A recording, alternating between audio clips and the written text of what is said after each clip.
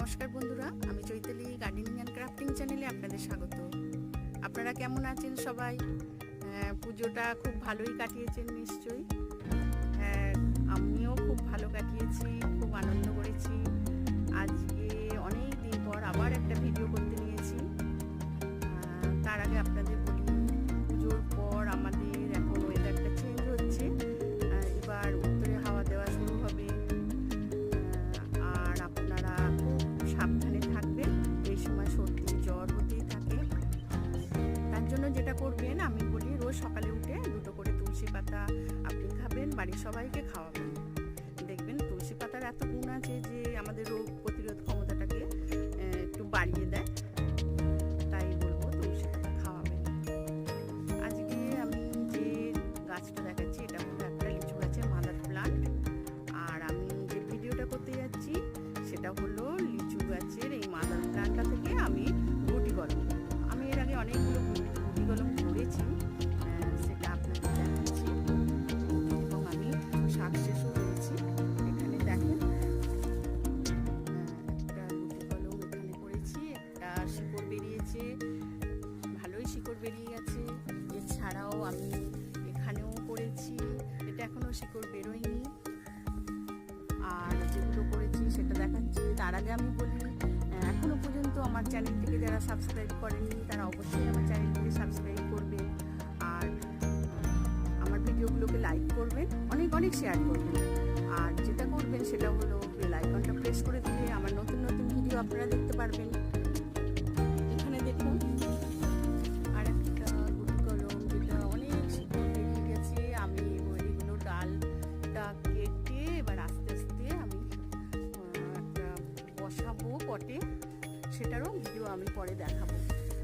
এখানেও একটা করেছি, সেটা এখনো পর্যন্ত শিকড় বেরোয়নি, আশা করছি পরে বেরোবে। তাই ভাবলাম কিভাবে করেছি আপনাদের সাথে একটু শেয়ার করি, তাহলে আপনারাও এরকম কলম তৈরি করে নিতে পারবেন।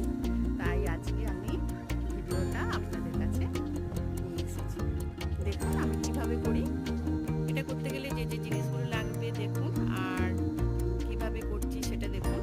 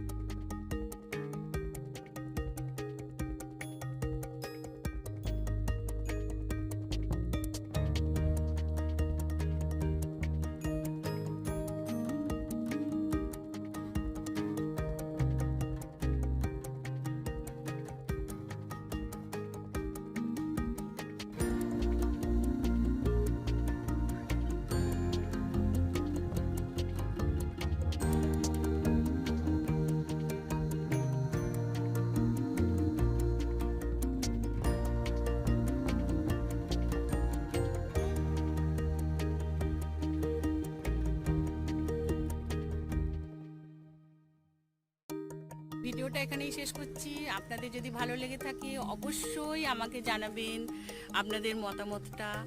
আর সবশেষে বলি, আপনারা ভালো থাকুন, সুস্থ থাকুন, গাছ লাগান, পরিবেশকে ভালো রাখুন। নমস্কার।